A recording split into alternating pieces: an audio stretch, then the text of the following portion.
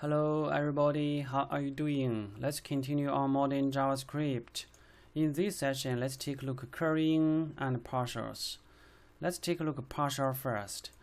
One example, we have a multiply function. We have two parameters. We are going to multiply A and B.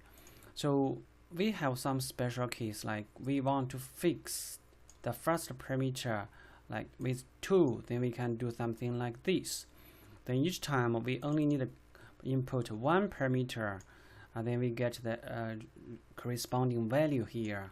We can do the same for the parameter value 3, then we achieve a triple function.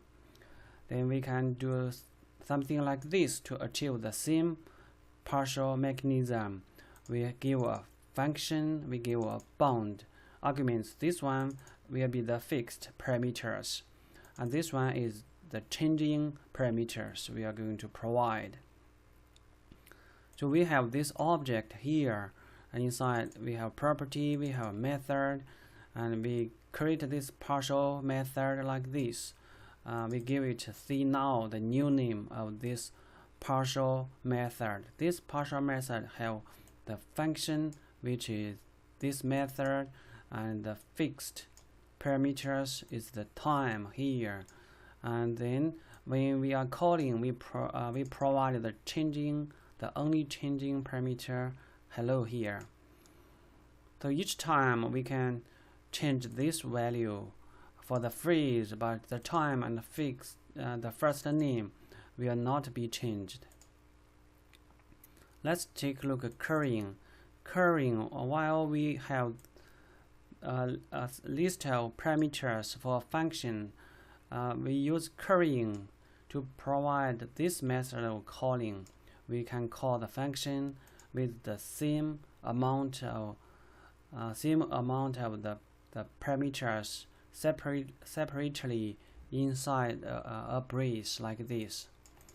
So we can do something like this.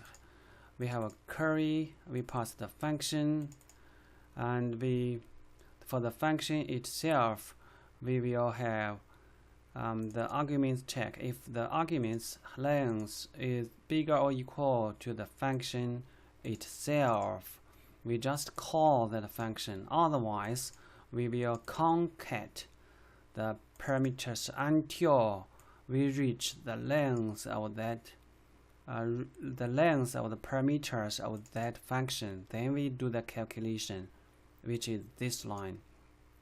So we have this summary sum function. We have 3 parameters, so we create a curry method.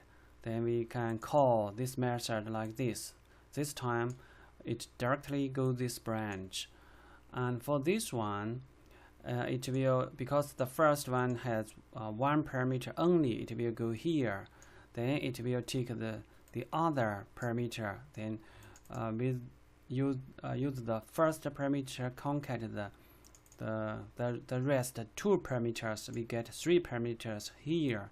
Then this function will go to this branch directly to call the sum method. Similarly, like this one, it will concat 2 times to reach the 3 parameters number.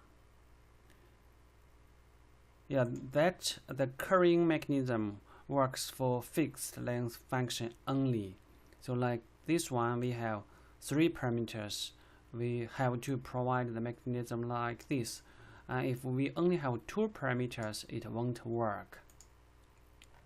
That's all for this session. Thanks for watching.